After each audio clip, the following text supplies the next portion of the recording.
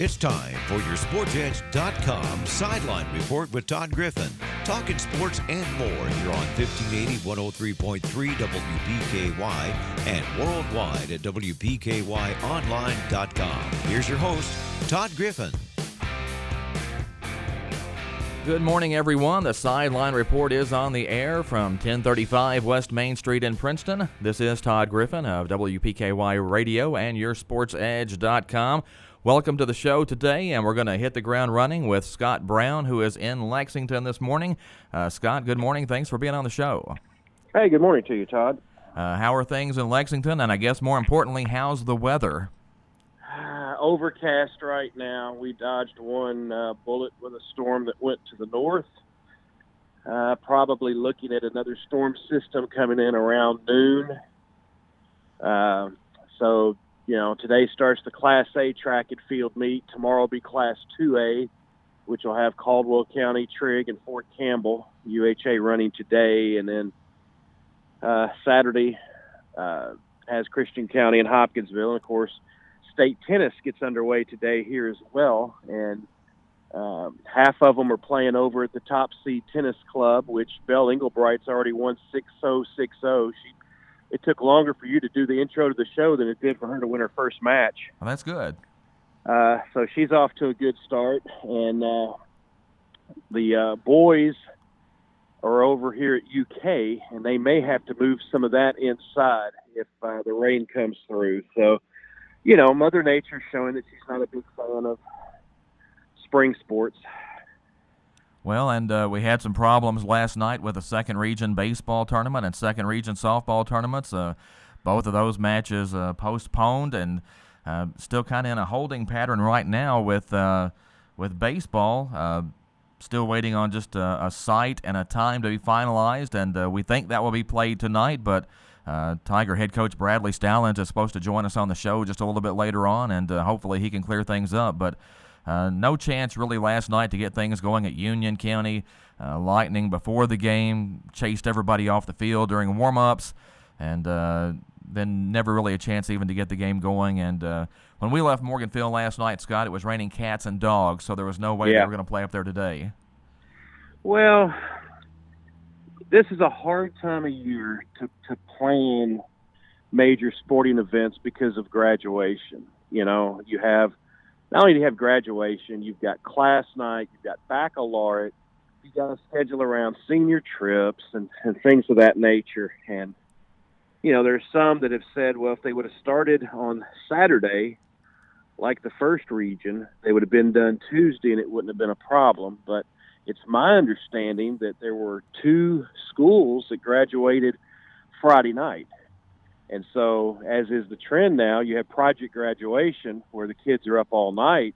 I don't know that I would want my best players staying up all night at project graduation and then come out and try and play a baseball game. Now, in the past, I know there have been kids do that or skip project graduation because they had to run in the track and field state meet the next day. But, I don't know that there's any perfect – I mean, you never know what the weather's going to do. If the weather's good, we don't have this conversation.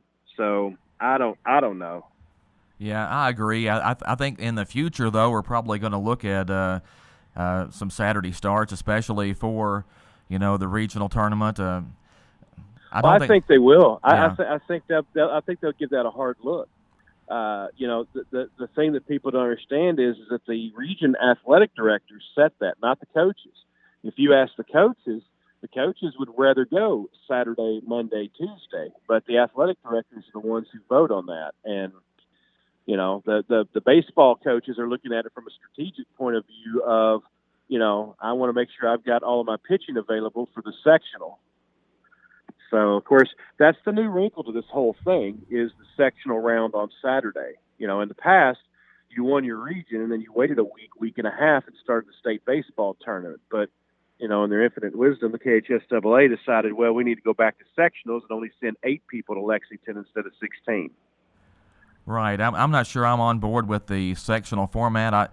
I kind of think winning the region, going to state is your reward for winning the region, and that's and I know it's a logistical nightmare, whatever you try to do, but like you said, it just kind of has really scrunched the postseason schedule for the teams, especially when it comes to the pitching. Well, the bottom line is that when you look at basketball, and I understand that's the cash cow for the KHSAA, you don't want to mess with that. And whenever that's brought up, that we don't want to mess with that, that's tradition and whatever else. But, boy, they'll tweak the heck out of every other sport. They tweak football. They tweak baseball, softball, volleyball. They tweak all these other sports. How are you supposed to get a tradition going in other sports if the format changes every 4 to 5 years?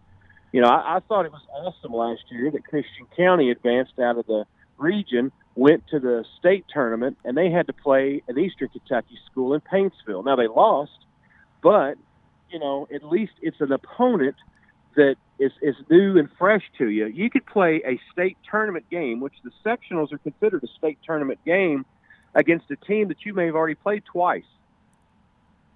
Right, because you're seeing a nearby McCracken region. County's sitting over there. Yeah, I mean, if you were to beat the schedule up, you may have played McCracken County in a home and home, or Marshall County in a home and home, and then you go turn right around and play them in the state tournament. I don't know. I don't get it. I think finances are used as a crutch to say, well, these schools have a hard time. Listen, I guarantee you if Caldwell County or Trigg County or Lyon County advanced to the state baseball tournament, they would find a way to pay for hotel rooms and bus travel and everything else. They'd find a way to do it. I mean, I don't necessarily buy the finances part when it comes to that. We've got Scott Brown on the line this morning from Lexington, and Scott, been joined now by Bob Hayes and Bradley Stallins in the studio, so maybe we can get a little update on what's going on with region baseball. Brad, good morning. Thanks for coming in, and what's happening? It's been a I don't know what to say, but it's been a process. As of right now, it's official that we'll play at Western at 6. Admission from last night will be honored, so nobody has to worry about that. Right now, it was kind of one of those deals where it was a little bit of a logistical nightmare with the rain.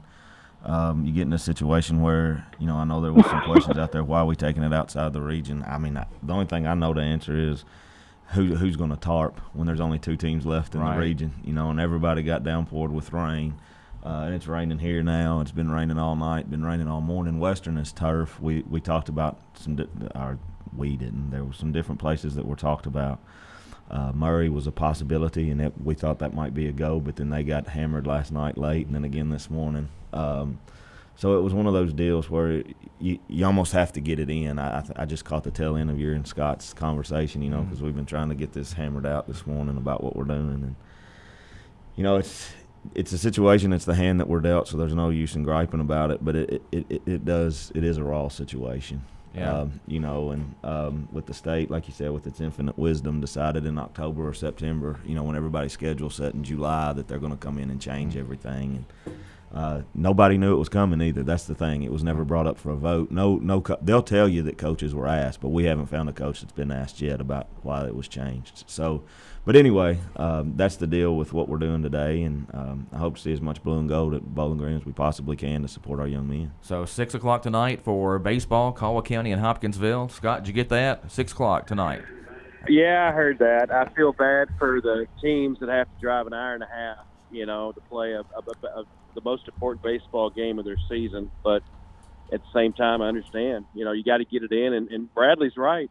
Nobody's going to turf their field if their season's over. And there's nobody in the second region that has a turf field. So, you know, that's about the best you can do. I mean, yeah, we had talked about, I think it was mentioned last night, it was mentioned about maybe going to Owensboro and playing at Chautauqua because they've got a turf infield. But I think and I don't mean to put words in the AD at Union, Jeremy Tackett's mouth, but I'm pretty sure he got a hold of that guy, and the guy that runs the park said the infield would be fine. But their outfield was already bad last night, and when he talked to him, and they were expecting rain tonight into the morning too, and so I mean you're dealt with that dilemma. I mean it's just one of those deals where you're fighting Mother Nature, and you're going to lose that battle every time if you're not already have a preparation for it. So. Right. Scott Brown's with us in Lexington. Scott, go ahead. I was going to say, I think also the third region game got suspended. They're playing over at Owensboro High, and I bet Chautauqua Park was their backup plan too. So it may have been because I think I heard last night they were playing at Shively. Is that right? Is where they were playing, Shively Park, I believe. So, and last night I think the fourth region finished. They were able to get their game in at Bowling Green. Having rain yesterday, but still able to get it in between the rain bursts of yesterday and last night. So well, and McCracken County is sitting pretty because they've already won their region and they're just waiting on somebody now. Right. Scott, what's going on for you guys in Lexington today, trying to cover tennis and track? Well, Caldwell County has got some teams in the state tennis tournament. As we said earlier, Belle Englebright's already won her first round match. 6-love. I've been on the love end of many tennis matches that way. So she took care of business quickly.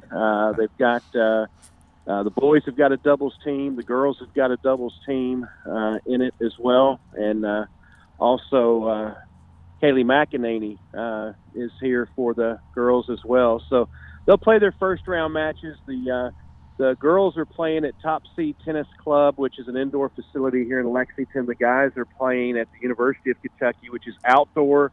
There's already been talk they may have to move some of those matches inside because of the rain that they're expecting here. And then I'm at University of Kentucky Track and Field Complex. The Class 1A state track meet gets underway today. We're here covering University Heights for YourSportsEdge.com. Tomorrow we'll be covering Caldwell County, Trigg County, and Fort Campbell, and then Hoptown and Christian County on Saturday. So it's a busy time for everybody, for just about every sport in the spring. Last year it was staggered out. Track and field was held the week before baseball region and softball region, but this year everything's all in the same week. Well, was it last year you had so much fun with the weather up in Lexington? Yeah, last year was the 1A meet was rain delayed. They got it finished at about 12 hours after it started. It rained out the Class 2A meet on Friday, and then Saturday you had the 2A and 3A in the same day. So it's the second year in a row weather may affect this event, but it's one of the top facilities, and they've got all day to play with it and get it in. So it may be a long day here. Hey, Scott, good luck with all that, and we appreciate you taking some time this morning. Know you guys are busy, so stay dry up there, and good luck with everything. Appreciate it, Coach Stallins. Good luck to you guys tonight. Thank you. Appreciate it. Hopefully we'll have a big crowd tonight. The thing that kind of concerns me is I hate to play a region championship game in front of 25 people, but I think both schools will represent well, and wish you guys good luck. Thank you. Again, that's Scott Brown of YourSportsEdge.com. He's in Lexington today and giving us an update from there. And Bradley Stallins in the studio with us. Bob Hayes. Bob, good morning. Good morning, Todd. Thank you for coming in, and I hope it wasn't too eventful on a journey getting in through the rain this morning for you guys. No, it was more eventful last night getting home from Morganfield and the cloud burst. It literally poured all the way back. All the way back. It did on us as well. We got lots more to come on the show. Emma Talley is on the course at the U.S. Women's Open. She is 1 over right now. A couple of bogeys early. Came back to birdie 5 and 6, then bogey number 7. So she's got some stuff going on today there. 1 over right now. Tied for 33rd in the early going at the U.S. Women's Open this morning. Need to get to a timeout here on the Sideline Report. We'll take a break and be right back. You're listening to the Sideline Report on 1580, 103.3 WPKY. Get spruced up with quality mulch from Bashir Sawmill on Dawson Road in Princeton. We all know that buying mulch by the truckload saves money, and it's only $25 per load for dark natural mulch at Bashir Sawmill on Dawson Road, 1/2 mile past City County Park. Bashir Sawmill also buys standing timber and timberland. Give them a call today, 270-365-2330. That's Bashir Sawmill, family owned and operated in Princeton for over 50 years. Since 1978, Perry's Floors & More has been selling, installing, and servicing homeowners throughout Western Kentucky with quality flooring and workmanship. Perry's Floors & More carries luxury vinyl plank and luxury vinyl tile, carpet, window treatments, and more. Brands like Mannington, Shaw, Tarkett, Beaulieu, and Flexitech. Quality brands, excellent customer service, combined with 40 years experience is why they say you can walk on our reputation. See Bill and Lucy at Perry's Floors & More, 127 West Market Street, Princeton.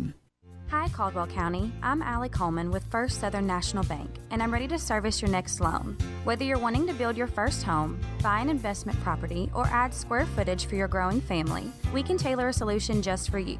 Stop by my office at 101 West Washington Street in Princeton, or give me a call at 270-365-3545 to apply today.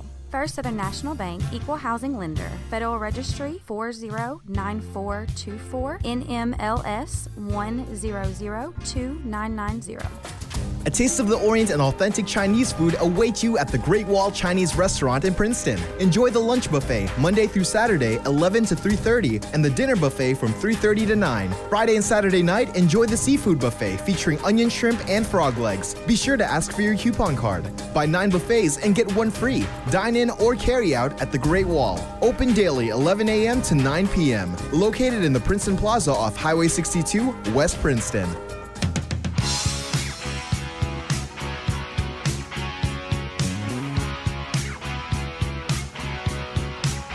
Thanks once again to Scott Brown for joining us from Lexington this morning. And in the studio today, Caldwell County baseball coach Bradley Stallins and WPKY play-by-play man Bob Hayes. And it's been a busy week so far and not finished yet. Bradley, one thing that I kind of hated yesterday, not getting to play the ball game, was I know Union County's crew got out there and worked on that field yesterday, and then it was all for naught when the lightning came and the rain moved in last night. It was, and you know, hats off to Coach Chad Robinson and his staff. They worked their tails off from about 11 o'clock when they said they got the downpour. They said they got about 1.25 inches in about 30 minutes. It's just a complete down flood, and I think they stayed out with it all day. And then about the time when we got there, I asked them, I said, did we bring this with us? Because, you know, when you looked out to the southwest, you kind of saw that cloud, and it kind of became ominous there. And looked like Union County blue up in the sky, didn't it, temporarily? But it was one of those things where I don't know what else you could have done. They tried as best they could to get the thing in, and it just didn't work. And then it became a where to and how to, and you know, and this is what we've been left with, and this is what we'll go with. So. Yeah, I was impressed because they showed me some pictures from earlier in the day, and there was literally a pond over at third base. So I'm not sure how they got that cleaned up that quickly. I think they said they got a bunch of sump pumps out there and some other tools and did the best they could. And, you know, I mean, even if we'd have played, it wouldn't have been ideal, but at least we could have got it in and waking up this morning know what the outcome was, but it wasn't to be last night. So. Well, that was one thing we discussed last night is, you know, we know the schedule's tight. We know everybody wants to get the game in, but you don't want the regional championship to be decided on somebody slipping on wet turf or, you know, falling down or throwing a ball away because it's wet. I mean, you want to have good conditions and, you know, the best team win. Right. And, you know, and right now, I don't know with the hand that we're dealt, I don't know that anything's ideal. So, you know, traveling to Western to play or whatever may not be ideal, and it's really not. But, I mean, what else do you do? And, you know, now it's going to be whichever,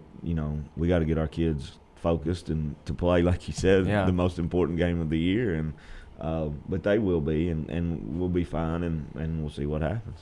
Well, and it does kind of give one team an advantage because whoever wins is going to have played a game there at Western, and, you know, it gives you just a little leg up on McCracken County. Right, and, you know, our kids, I know we have kids during the summer when they play on their respective teams during the summer, they've played on some turf fields. But as a team collectively, we haven't played on a turf field this year.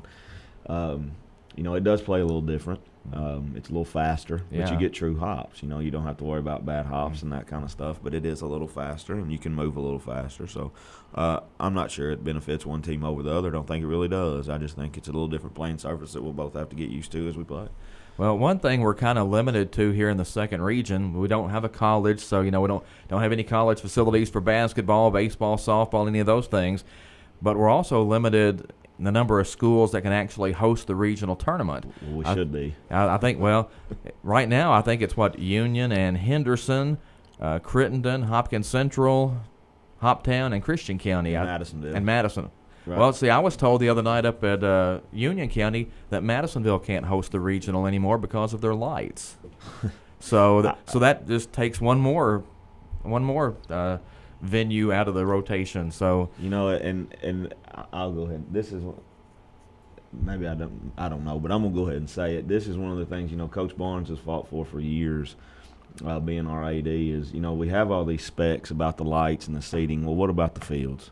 Right. What about the playing conditions of the fields, and what about having a full field tarp to be able to utilize?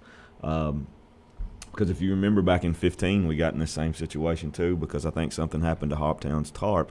That's the year we had to play Lyon County at midnight, 1 and a.m. it got rained out the night before on Memorial Day. I think something had happened to their tarp. They had one, but it got ripped in the preseason pretty bad. But I mean, we have all these specs about, Madisonville can't host it because of the lights. Well, they do have a tarp. They do have a decent field. They do have seating that's covered. So, it gets down to a point where we have all these minimum requirements that the KHSA so far puts in for safety, and they should be, and that's a good thing. But what about the field conditions? Yes. Nobody that's the the elephant in the room that nobody wants to touch, because at that point then you start eliminating some other teams. Just like us, I'd love to host the region with our field the way it is, but we can't because we don't have the the metal light poles. Our lights aren't very good at all. We don't have adequate seating, and our parking's atrocious. But as far as field conditions, I'll put our field up against anybody's in the region. But with those other things, we just don't have that capability yet. We're working on it, and hopefully in the near future we may be able to get it, because I think Princeton's an ideal location. It's fairly centrally located, right. But we have to make some upgrades on our facilities. The lights are going to be the big things, and Bob, I know Youth Incorporated has looked at that. I'm pretty sure the school has looked at it.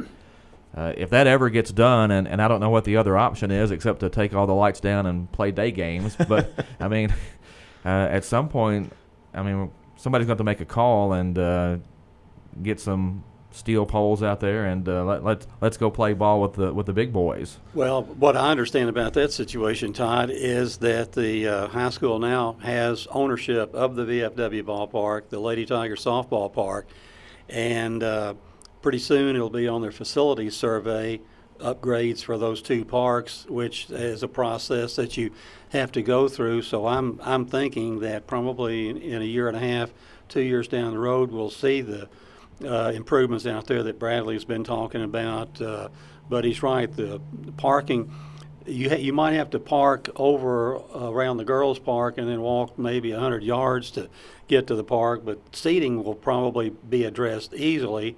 Parking, we'll have to work around where you park, but it's not a sin to walk 100 yards over to a game, as opposed to Union County last night. You had to walk down about 3 different levels of ground, and the mud being slick, you needed some ski poles to stay up on your feet. So, I think changes are coming here in Caldwell, and as far as the Youth Incorporated program is concerned, we are looking really into the new lighting for the 3 parks that we do control, and I think in a matter of time, that's reality.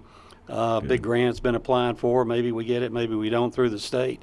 But if we get it, stay tuned for some improvements. Good. That's good. But that's one thing we were talking about the other night. Union County's obviously done a lot of work at their field, but the infield itself was still a little rough. And they were talking about, well, what are some of the better fields in the second region? Like Caldwell County's infield is as good or better than anybody's. Yes.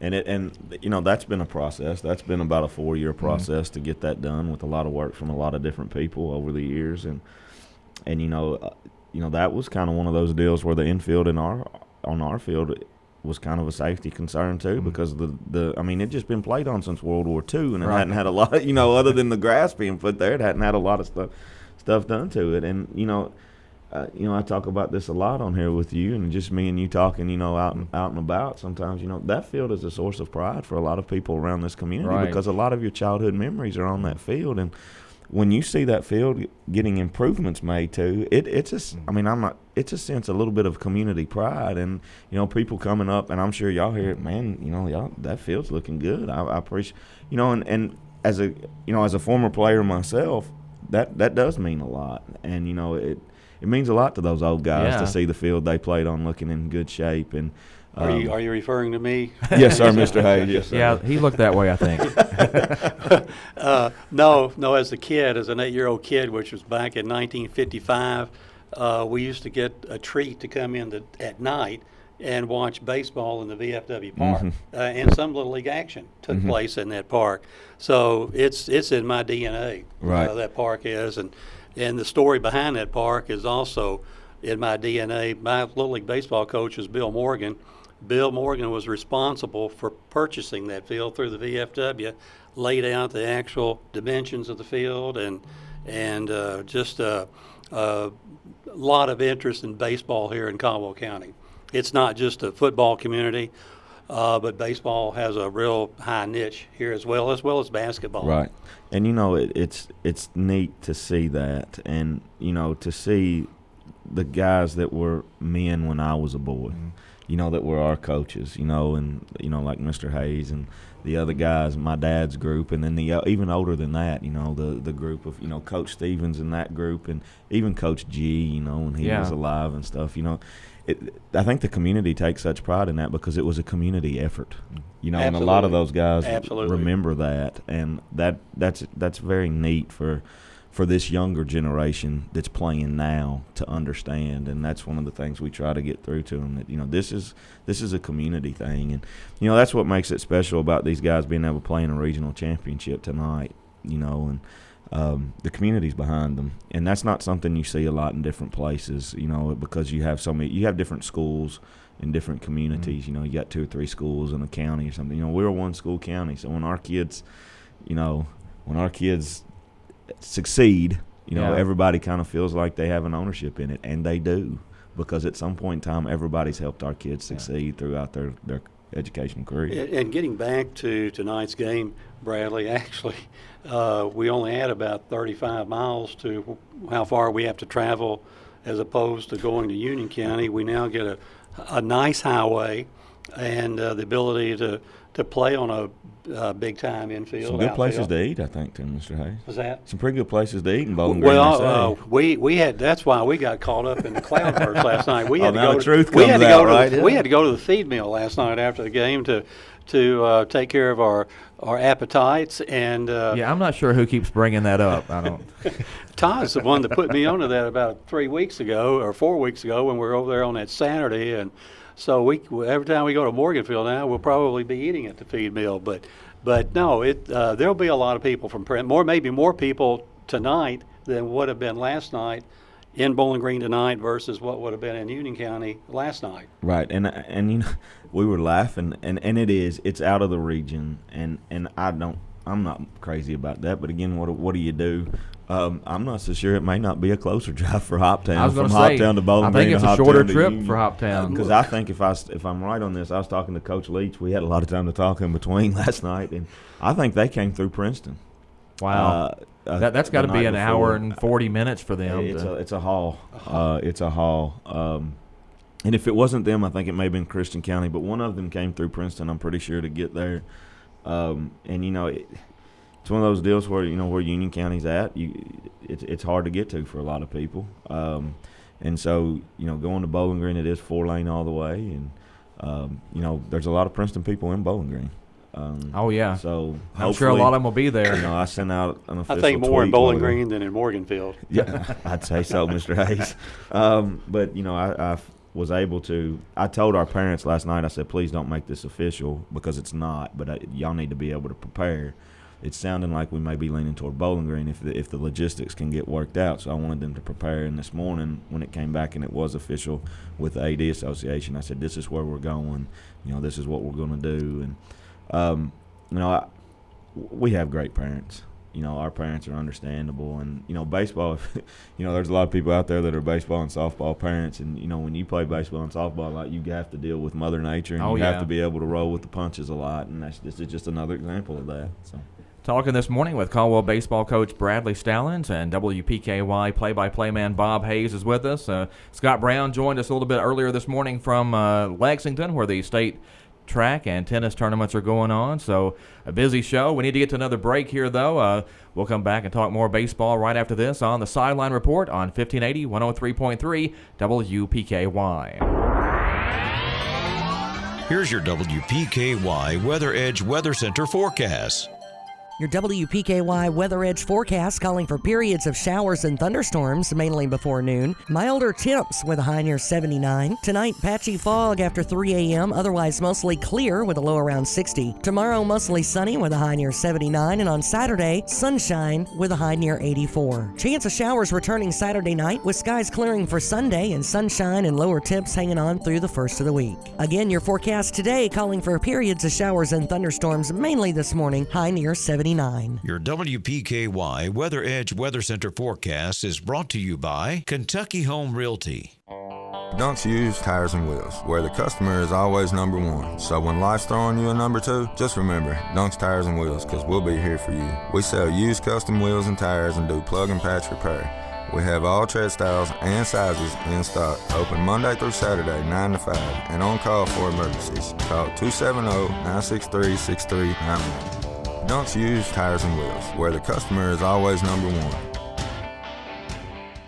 As the school year winds down and summer activities ramp up, be sure to save the date for 2019's Pennyrile Electric Night at the Western Kentucky State Fair, Tuesday, June 25th. Enjoy free admittance to the fair, the music of the Ridge Runners, a chance to win a weekend getaway to Nashville, and a performance by country music royalty Ben and Noel Haggard. They'll be sure to pay tribute to their legendary father, Merle Haggard. The Big Pennyrile Electric Annual Meeting, Tuesday, June 25th at the Western Kentucky State Fair.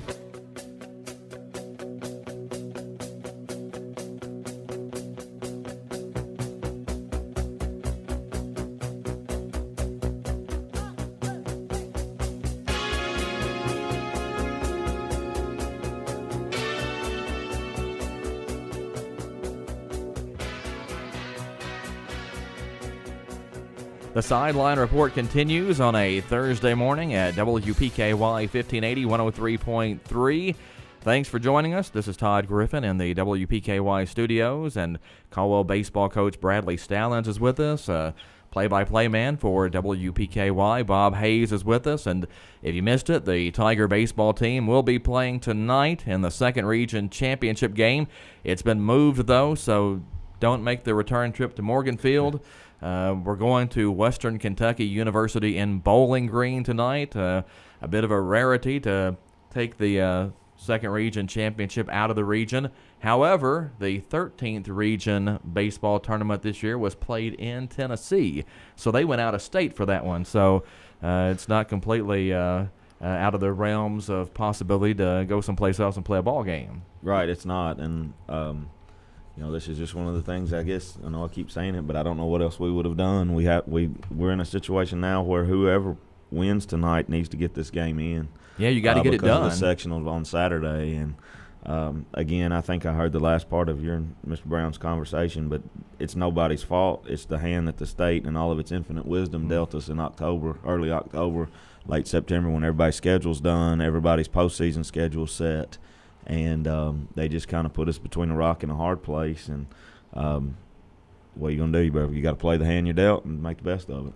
Well, like I said, I like when all 16 teams get to go to state. And I know it's a logistical nightmare for the KHSAA to try to put that tournament on because with pitching considerations for baseball, you can't just sit there and play it over 3 or 4 days. Right. You have to spread it out. But to me, it's just a reward. And, you can say the sectional is part of the state tournament, but it's not the same thing as going to one location in Lexington and everybody being there and it being just one big event. And I will say that once they announced it, they did do a pretty good job. The Athletic Association did do a pretty good job of trying to get the sectionals at big venues. Right. Our Western venue is at Western Kentucky. I'm not sure. I think the other one may be is it at Louisville?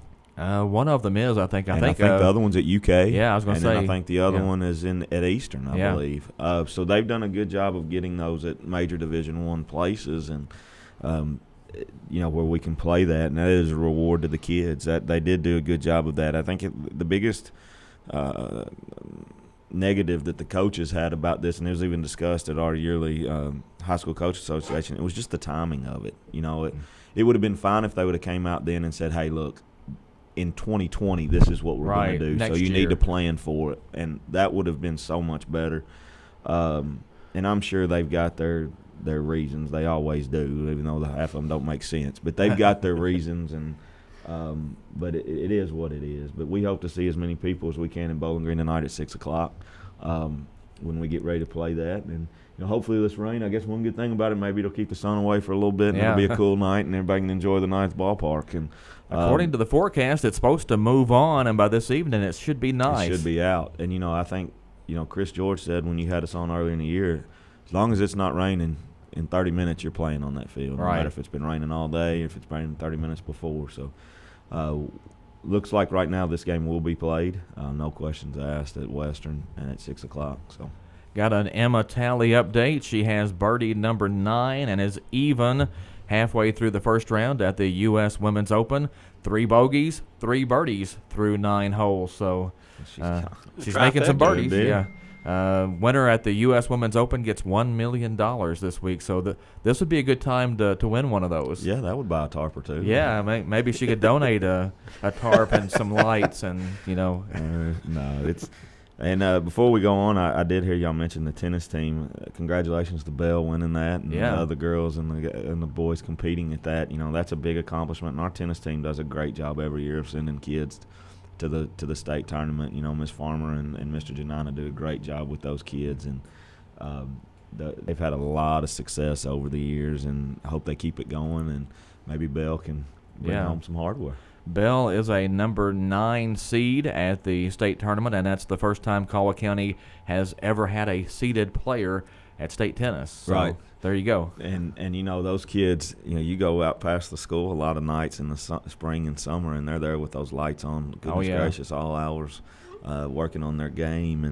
And that's well deserved for them to get the recognition and accomplishments that they're doing, and hopefully they can keep it rolling. And Belle is only a junior as well, yes. So she's got a really rosy future in front of her, as well as a lot of our tennis players have. Again, baseball tonight is going to play at Western Kentucky University, and we haven't really talked much about the matchup tonight, but it's Caldwell County and Hopkinsville, and Bob, I think that's the 2 teams everybody had picked all year, right? Yeah, I'm sure it was, Todd. 2 runner-ups here meeting for the second region championship. Just as a strong testimony to how strong the second region is this year, team-wise. We're all in the same boat. Those 8 teams that got to the second region tournament could easily, certainly any one of the 8 could have won it. Mm-hmm. And now we're just fortunate we've played really two excellent teams, have come out on the long end both times, and now it's in front of us. Our goal is in front of us, which at the beginning of the season, I'm thinking not too many people thought we'd be fighting for a second region championship, losing 6 players off last year's team and having to replace those guys, and especially a pitcher of Shane Burns' stature. But the kids, to their testimony, to their coaching, they have played well this year. Yeah, not just 6 kids, but 5 of them going on to play college baseball, and another one could have probably if he had wanted to. So, I mean, that's how big of a blow that graduating class was last year, but here you are still playing. Yes, and it's been a pleasure to watch these kids grow. That's a testament of, we've had some kids step in, and we had some growing pains early, and we knew that was going to happen. But the testament of their strong will and their character to fight through the peaks and the valleys of a baseball season that you're going to go through. Yeah. I mean, that doesn't matter how good you are. You're going to go through peaks and valleys, and they've stepped up, and you're seeing the results of that. And, boy, they're having a blast. They're having fun. And that's great as a coach to see, because you work all year for the postseason. I mean, that's what you do. Baseball's a process. It's a lot different than football, and as far as the regular season goes, because you get to it's a process. It's more of playing than it is, practicing, playing one day a week. And, we've watched these kids grow throughout the years and mixed and matched some combinations. But at the end, they've came together as a team, and that's what's been neat to see as a coaching staff. And a lot of that is a testament to the seniors that we have this year. Yeah. They stayed the course. They stayed with each other. They didn't get selfish. They didn't start pointing fingers. We were in a funk with about a week and a half to go in this season. We had a couple really rough losses. Yeah, one of those to Hopkinsville. Right, and it wasn't a lack of effort. It was just one of those things. I know the cliche is it's baseball, but it was baseball. Yeah. I mean, we just had bounces that went completely away from us, but the kids did not duck their head. They kept fighting. They kept clawing. And again, it goes back to, and I'll say this as long as I live here and as long as the good Lord leads me on this earth, a lot of it's a testament. A lot of it's the way this community is. You just keep fighting and clawing, and I mean, and these kids embody that, I think, and it makes, as a coach, I don't like to use this word because it can be negative sometimes, but it makes you proud. Mm-hmm. And the kids, we're not done yet, and they want to win this game tonight. And it's neat as a coach to prepare them, and then when the umpire says play ball, turn them loose and watch them go have fun, and do a few things to try to help them along the way. Well, and you talk about it being baseball, and we all always say that. That's just baseball.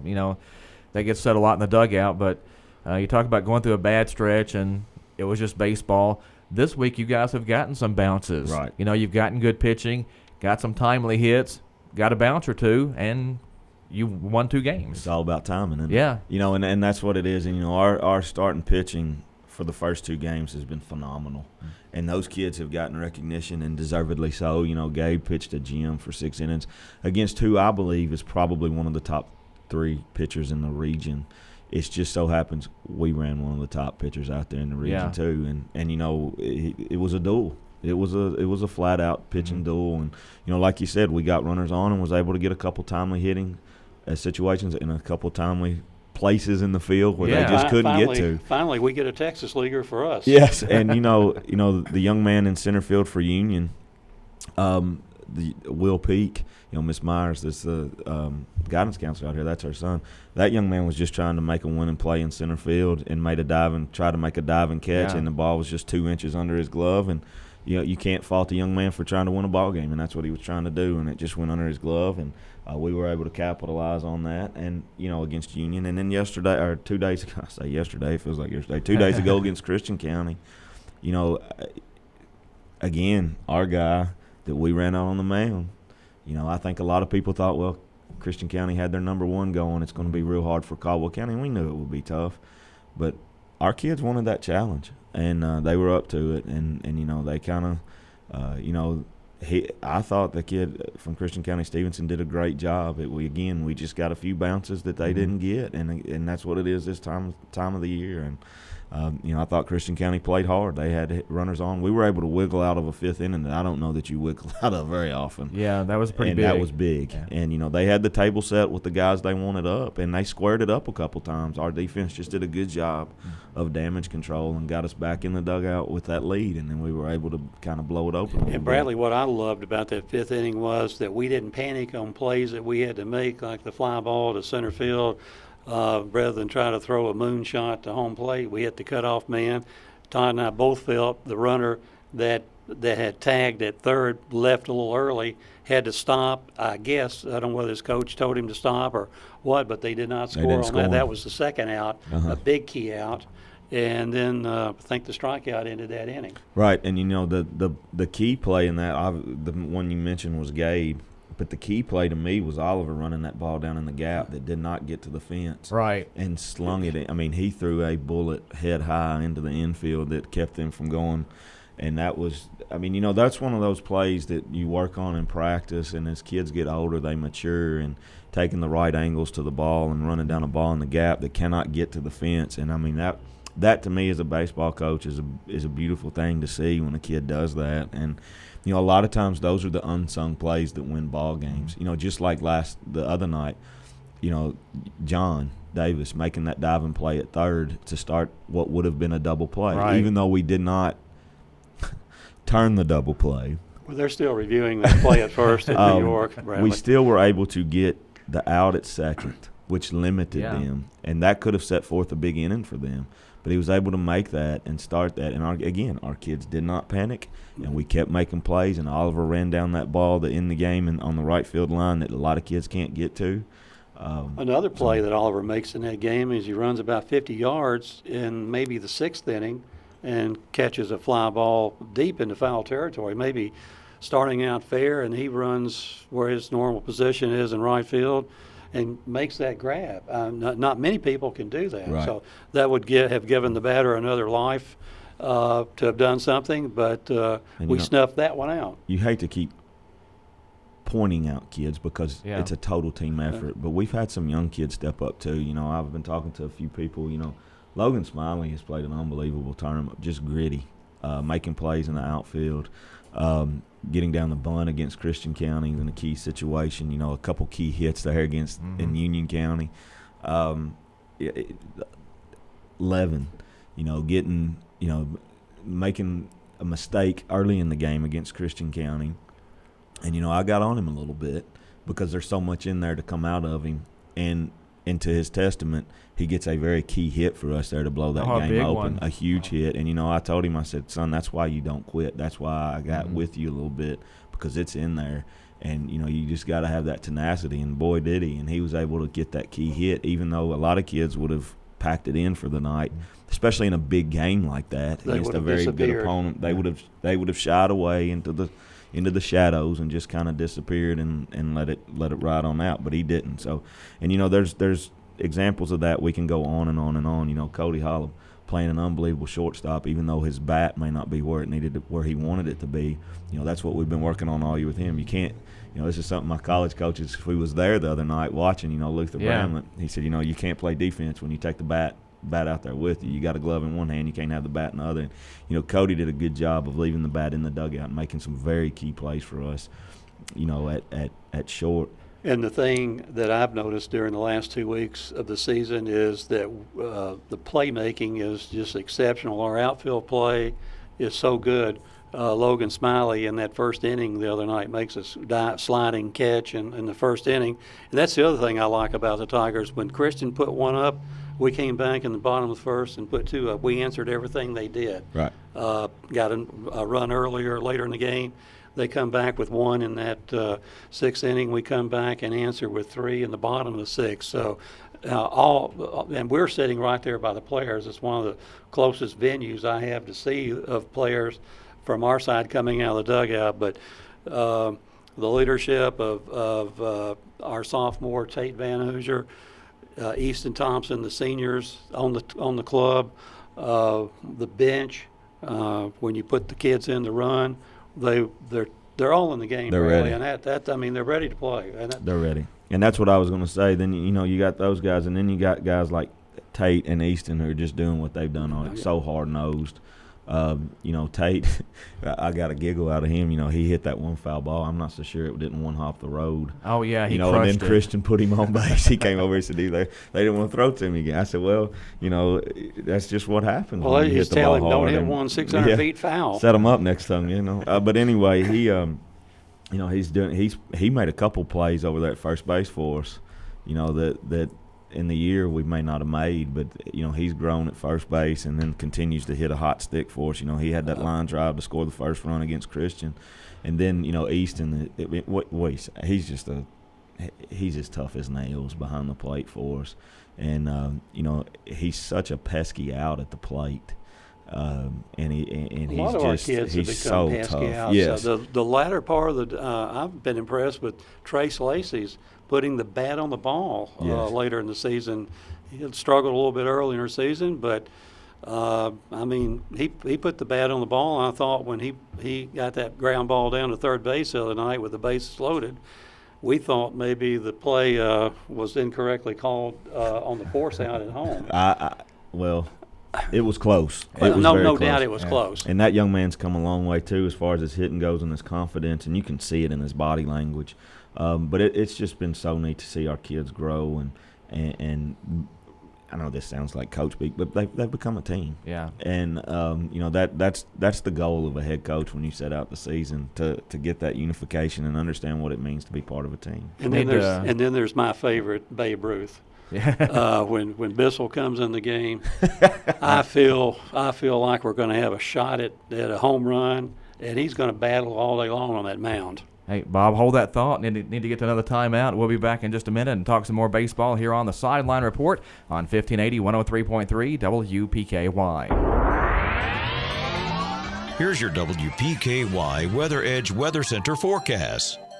Your WPKY Weather Edge forecast calling for periods of showers and thunderstorms, mainly before noon. Milder temps with a high near 79. Tonight, patchy fog after 3 a.m., otherwise mostly clear with a low around 60. Tomorrow, mostly sunny with a high near 79. And on Saturday, sunshine with a high near 84. Chance of showers returning Saturday night with skies clearing for Sunday and sunshine and lower temps hanging on through the first of the week. Again, your forecast today calling for periods of showers and thunderstorms, mainly this morning, high near 79. Your WPKY Weather Edge Weather Center forecast is brought to you by Wallace Towing. Need cash fast? Get the money you need. Call ABC Finance now. What if you go to get your mower out and it won't start, or the honey-do list of repairs around the house seems to keep growing? Whatever it is, you want to resolve your problem quickly and get back to your regular life. Hi, this is Jody Lamb at the Princeton ABC Finance location. And this is Todd Morris at the Hopkinsville location. And we can help you buy a new mower or take care of those honeydews.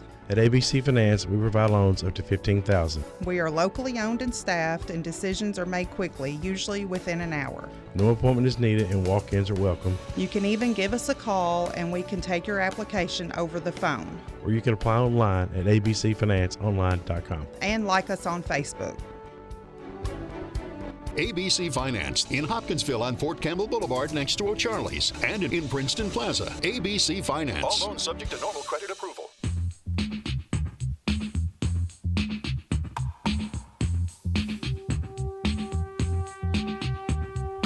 We are back on the Sideline Report, and a busy show this morning, but that's fantastic. And we've got baseball tonight.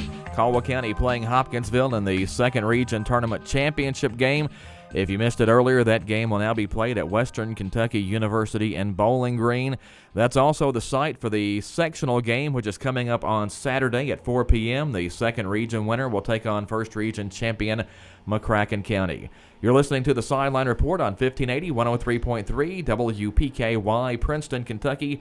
Bradley Stallins, the Caldwell County baseball coach, is with us. Bob Hayes, WPKY play-by-play man, is with us. And Bob, will be in Bowling Green later today for the big game. We have got a few hurdles to overcome, Todd, but the planning will start after this show as to how we're going to get up there and get this thing done. Should be a great game, and again, we haven't really mentioned the matchups. I noticed last night on the roster, Hoptown had the Chancellor kid slated to pitch, and he gave us fits out here in the game where they came back, and we went extra innings, and Hopkinsville won 14-11. Right, and, this time, by now, you're dealing with pitching limitations with what's happened in the tournament. So, and this is what we've always said, guys that have been around baseball for a long time, high school baseball for a long time, if you're going to win the regional tournament, you better have a staff. Mm-hmm. You can't have a 1 and a 2. You better have, somebody that you can run out there. And, I think, the young man that we're going to run out there tonight and then have our bullpen ready is up to the challenge. And I'm looking forward to watching him pitch a little bit. And all hands on deck tonight, though. Yeah. Absolutely. Absolutely, and you just try to get to Saturday. I mean, and to mention his name, Bradley, is Blake Stallins, and Blake had the start of the year not go his way, but battled the last, always upbeat, and really has good stuff, excellent stuff. Yes. Keep you off balance, and maybe we go through the lineup once with him, and like you say, all hands on deck, and I'm just excited to see the young man go out there and perform. He's battled adversity. He was hurt in the beginning of the year, and he didn't get to throw like he wanted to. He had a little arm problem, and but he's fine now. And again, he's one of those young men that we knew coming into the year he was going to figure into our rotation and our staff, and he's worked his way into that. And he's had a very good end of the year for us. Excellent. And so, it's going to be. This is one of those situations. I told the kids, you can't win it unless you're there, and you can't be there unless you believe you can be there. And this young man believes that. And again, when we run him out there, he's going to give it everything he's got. He always has. And super kid. I mean, you can't ask for a better young man. And that's the makeup of our baseball team. They're all great kids, high quality, high character. Play to win, support each other. That's what you like to see. Right. So, again, we hope to see as many people as we can out there, but tonight but regardless, I don't know how many more times Todd will have me on the show after. I hope a couple more times. As long as you keep winning, you can keep coming back. That's the way it goes. I do want to say thank you to all the people that support us throughout the year. We've had some good crowds out there this year, and even on the road, we take a pretty good crowd. And again, that's just a testament to this community supporting their youth and building up their youth and doing what they can to support the young men and the young girls, young women that even not even athletics, but whatever it might be. And this community is unbelievable, always has been, and that doing what they can. May not be the deepest of pockets, but that's okay because they pull up their bootstraps and do what they can for their young people, and that's neat to see. So. There was a pretty good crowd up there last night, even though the weather was just absolutely miserable. And as soon as that first lightning strike hit and you guys had to get off the field, it was pretty apparent at that point we probably weren't going to play. Right. And, like you said, you're an hour away from home, and we had a very good crowd against Christian County, especially for a 5:30 start. Most people just getting off work when we're getting ready to start a game. Yeah. And we had a huge. I thought what was a very big crowd for a 5:30 on a Tuesday night, coming off Memorial Day. The first day everybody goes back to work. I thought we had a very good crowd to support our young men, and man, it's always, as a former Tiger myself, I tend to get emotional on this, but it's always neat to see a bunch of blue and gold sitting in the stands and cheering, their young men and their young women on and what they do, and man, that's just it gets you going, especially as a former Tiger. It really does get you going. Here's another Emma Talley update on number 10. A birdie for Emma Talley. She is now 1 under, tied for 5th. It is early, but it's the U.S. Women's Open at the Country Club of Charleston, South Carolina, where she won the 2013 U.S. Women's Amateur. So it's not like she doesn't have some experience on that course, and the Women's Amateur is about 5 rounds, so, match play, and she's been on that course a whole lot, and apparently paying off. 1 under for Emma through 10 holes, so good deal. Right now tied for 5th. Are we going to talk about who Emma played a practice round with for a couple 3 holes yesterday, walked with her? Yeah, walked with her. She had a Carl Spackler experience yesterday as Bill Murray walked a few holes with Emma during a practice round up at the U.S. Women's Open. So that's pretty neat. That's pretty neat so right there. That's big, and I know Emma is involved in this project to build a well over in Africa, and I think you can go to her Facebook page or Instagram or somewhere and find out more information. Even I've seen it on Facebook. I'm not anywhere near what I need to be on Facebook, but it's there. I've read a couple times, so that's one of her priorities right now, and rightfully so. We all need clean water in our life. So, what a young woman. She's just an amazing young woman, and her personality to me is what makes her. So it's neat to see that. Well, and the people there in Charleston remember her winning whatever that was now 6 years ago, and they remember how gracious she was. So she's going to have crowds following her and people pulling for her all week.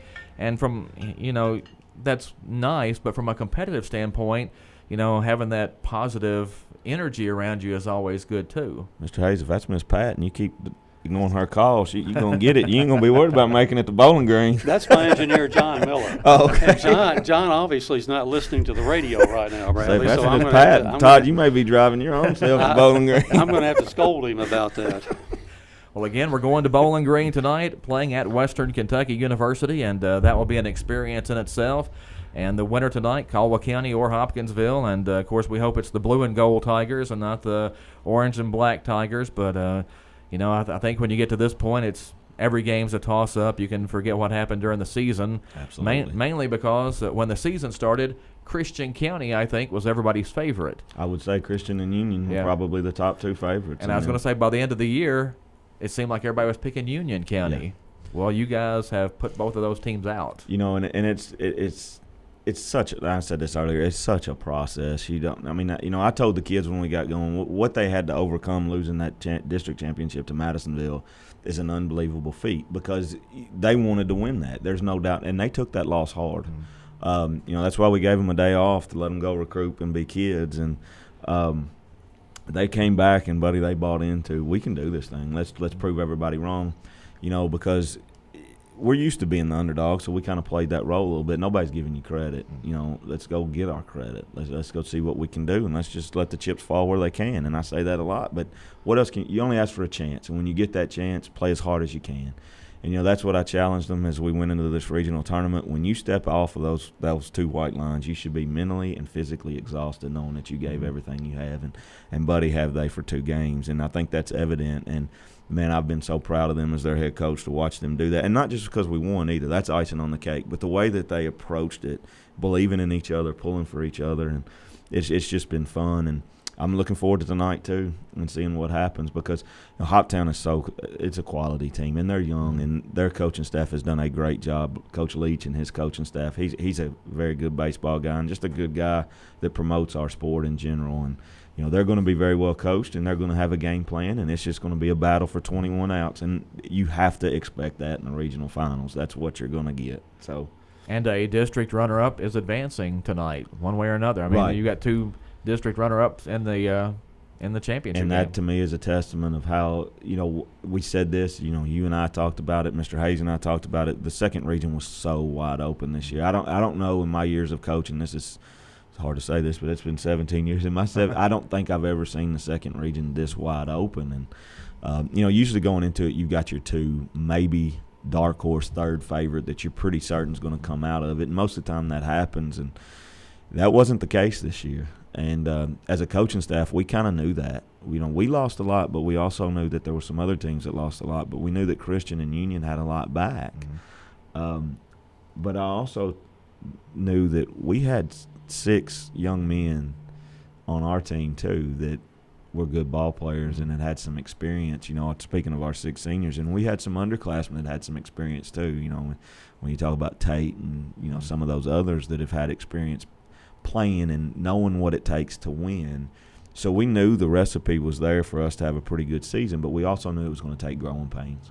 And it did, but yet here we are. And so I'm proud of them. And, you know, we got one more to go to extend our season a little bit longer. Well, and we get questions all the time like, where did this kid come from or where did that kid come from? And we're like, they've been there all along. There was just so many people in front of them that they couldn't get on the field. Right. And, you know, that's a logjam. And we laugh and cut up, but, boy, what would I give for these seniors to be juniors and these sophomores to be freshmen? And, you know, what would you give for that to happen to know that they're – but it's not.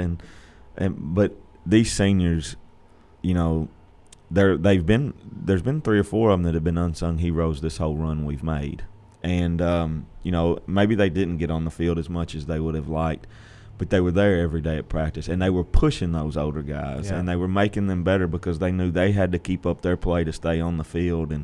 But yet here they are playing in the regional championship themselves. You know, they have to feel good. Yeah, the whole whole team has to feel good about themselves and what they've accomplished, and not only the 6 seniors, but to move an 8th grader up and have him start and play well all year. And as I mentioned earlier, Deontay Walls coming, who I lovingly call Bissell, it just comes in and pounds the plate. I mean, it doesn't get seemingly doesn't get rattled. I can't see any rattle. He's got ice in his veins. And just every kid on that team has contributed, and just a great testimony to them, their coaching staff, their parents for encouraging them last year when some of them weren't playing as much as maybe they thought they should be, and just your chance will come when it comes. Take advantage of it. And it's kind of a testimony to all kids out there, you know, and you know, sometimes it's not what you think it should be, but it ends up being better than what you thought in the first place if you'll stick it out. And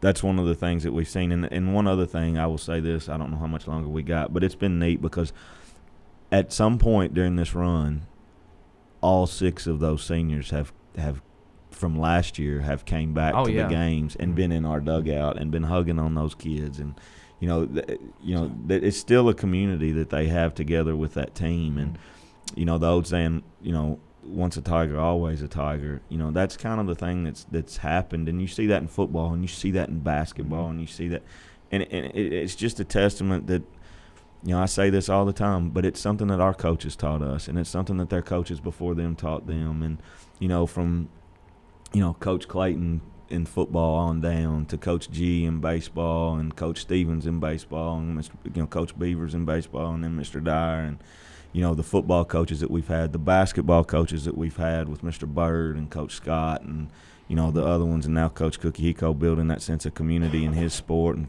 obviously Coach Barnes building an unbelievable sense of community in football. It's just a testimony to the school system and the community that we've built here that, again, it doesn't matter what it is as long as you're wearing that blue and the gold, you're us. And it's us. And sometimes it's us, like the old saying goes, us against the world, we feel sometimes. But sometimes it's good to play with that chip on your shoulder a little bit and take it out there. And well, one thing, we're there.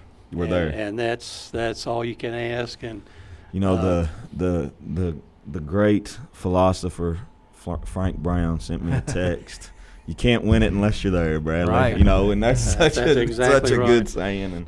And that's so true. You cannot win it unless you're there. And like Newt Rockne used to say, play like a champion. That's right. That's right. Well, you're in the regional championship game for the third time in 4 years, just a couple of years removed from back-to-back championships. But, before Caldwell's back-to-back championships, Hopkinsville won the championship. Right. So here you go with 3 of the last 4 regional champions in the finals tonight. Yes, and again, I've told the kids, when we got ready to go after the Christian County game, they were excited, I was excited, and we got one more to go, and the further you go, the more battle it's going to be, and they know that, and that's they understand that, and tonight it is. It's just going to be a 21 out, 7 inning battle.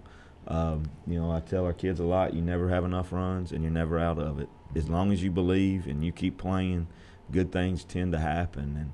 And, that's the makeup of this team. It's a battle-tested team. It's a battle, get after it and get down and dirty battle. And, here we are. And your current run started with a semifinal loss to Hopkinsville. Yes. On the year they won it. So. And that was that was a very hard-fought game, a game that we led for a lot of the game. And that Hoptown team was very good as well, as much as this year's. But that Hoptown team was more older-dominated than this year's. This year's got a lot of young kids on it, but they know how to play the game because they've been well coached, and as well as that team was. And, it's Caldwell and Hoptown again. Well, I've gotten so many people send me different notes and asking about the pitching for tonight, and everybody keeps bringing up this guy named Johnny Holstaff. I mean, who is that guy? Yeah, you're probably. I'd say, we'll have to see what happens. But if one pitcher gets on a roll, you're probably not going to see Johnny Holstaff. Yeah. If one pitcher doesn't, if you got to make a change, you got to make a change. But I fully expect. To get max efforts out of everybody that we put on the field because that's what they've given us all year long. So, it's baseball. That's it. That's it. So, again, I just hope to see as many people that can. It's not an ideal situation, but it's not an ideal situation for us either. But we've just got to roll with it. Our kids laugh because I always say, to be a good program, you've got to be willing to play anybody, anywhere, anytime. If that means a parking lot, play them. If that means a gravel pit, play them. And they laughed and they said, Coach, I guess we're going to play anybody, anywhere, anytime. I said, well, that's what we're going to have to do. So, Tiger baseball playing Hopkinsville tonight for the second region championship. Again, the game is in Bowling Green at Western Kentucky University. 6 o'clock first pitch. Bob will have the game here on WPKY, so tune in. And, Bob, my Blues got a win last night in overtime, 3-2. And I've got Gloria queued up for after Fox News here in just a little bit, so we'll be celebrating the St. Louis Blues here on the radio station. Thank you, Todd. One more thing for those, it's the game tonight. I think we mentioned that it's obviously at 6. We've mentioned that several times, but it is at Western at WKU's campus. It's right there beside the football field, right there before you get to the football field and Diddle Arena. It's all right there together, right on the edge of the campus. When you come in, I think that's 68, isn't it? When you go through the Spirit Makes a Master Bridge, I think that's what it is. I think Anthony ought to meet us there because I'm not too familiar with Bowling Green. Well, if he had any pool, you think they'd have the Atmos thing set up, cooking hot dogs and hamburgers like they do for Western. I don't know why they wouldn't for Caldwell County. Pointing this way. But no, it's at Western's campus. The baseball field's right there at the edge of the campus off 68. I'm pretty sure that's what that is, right there in front of Fike Stadium before Diddle Arena. So it's all right there together. It's actually at the bottom of the hill, so you don't have to make that track. But anyway, there's a lot of memories at Western for a lot of people at Princeton, and so. Coach Tomic, if you're listening, we expect you to be there, and you and Coach. He was in Morganfield last night. He was, and again, I go back to this, and I'd be reminiscent. I hope I can do this without getting emotional, but it's always neat to hear from your old coaches sending you texts saying "Great job, son" or whatever, and you refer to them as coach because no matter how old they are, no matter how old I am, they're always my coach. Right. And I love them for the memories that they gave to me, and hopefully we're making them proud. Yeah. So. Well, good luck tonight, and thanks for coming back in again this week. And I hope we have to have you back in again next week. I hope so too. I hope about 3 or 4 more times, Todd. So. And Bob, thanks for coming in, and look forward to calling the game tonight. Some way, somehow, we'll get it done, Todd. And appreciate you all for covering us. And when you're people welcome. Can't be there. So. Tigers in Bowling Green tonight. It's Caldwell County and Hopkinsville, 6 o'clock at Western Kentucky University. That's going to wrap up the show this morning. Thanks for staying with us. You've been listening to the Sideline Report on 1580 103.3 WPKY. Serving Caldwell County since 1950. We're 1580 103.3 WPKY Princeton. Fox News, I'm Chris Foster. President Trump says about special counsel Robert Mueller refusing to exonerate him of a crime. I think he is a total conflicted person. I think Mueller is a true never-Trumper. He's somebody that dislikes Donald Trump. Mueller's statement yesterday has more Democrats calling for impeachment. To me, it's a dirty word, the word impeach. It's a dirty, filthy, disgusting word.